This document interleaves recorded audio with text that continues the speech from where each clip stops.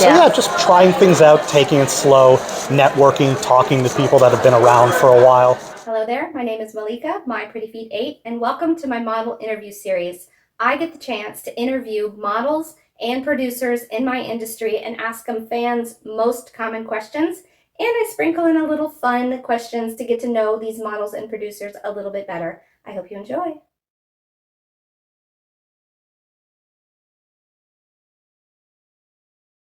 All right, everyone, I am here at Fetish Con, and I am here with Agent of Change. Agent of Change. How long have you been in the industry and what got you started? I've been doing about 4 years.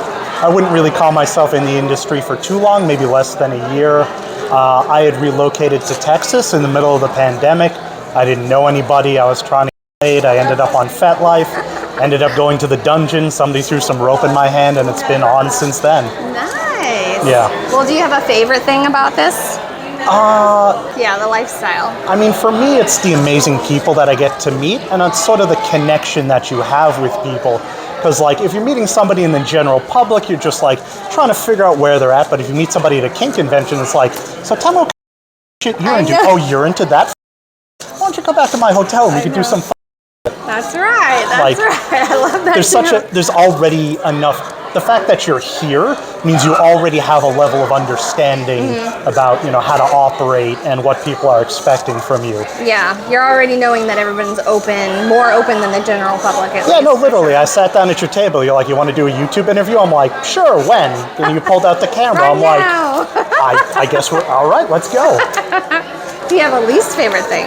I mean, certain people in the community can be a little bit snobbish, like if you don't follow exactly what they think you should do and things like that. But I can pretty much work around most of that. Like, if you don't like me, that's fine. I'm not going to push myself into anywhere I'm not welcome. I'm going to find other avenues. Yeah, there's always somebody else or something else to do, so no big deal. Do you have a favorite thing to do outside of this? I mean, I like to ride my motorcycle. I'm kind of outdoorsy, so I go hiking a lot, but in this time of year, hanging out in the air conditioning is probably my favorite, especially in Texas in the summer. Yeah, it can definitely get too hot. Yeah. And apparently the mosquitoes are worse there than here? It's been pretty dry, so we haven't seen too many mosquitoes, but like the roaches are on steroids there. Like, you got to keep your car locked up because the roaches will go through your car. Yeah, no, it's it's rough out in Texas. I am not going to Texas. No, I don't blame you. Do you have any tips for someone who wants to start working in this industry or being a part of the community? I mean, I know it'll sound stereotypical, but knowledge of yourself is very important. Like when I negotiate rope with somebody, I need to know, what are your triggers, because I have friends that I tie with. He's like, my parents tied me up and threw me in a closet as a kid, so you cannot tie my hands together. But if you don't know that that's a trigger for you, and somebody says, hey, can I tie you up? You're going to end up in trouble. So you got to understand yourself first, and then you can kind of like work your way towards getting also what you're looking for. Because if you don't know what you're looking for, you might end up in trouble doing things that you didn't really want to do, or you just might get kind of lost. And like, I tried a bunch of things, I didn't really like anything. So that's kind of my advice, is just take it slow, try things with different people. Because, even rope people that I work with, we can tie the exact same pattern, tie for tie, but his will feel completely different than mine. So yeah, just trying things out, taking it slow, networking, talking to people that have been around for a while.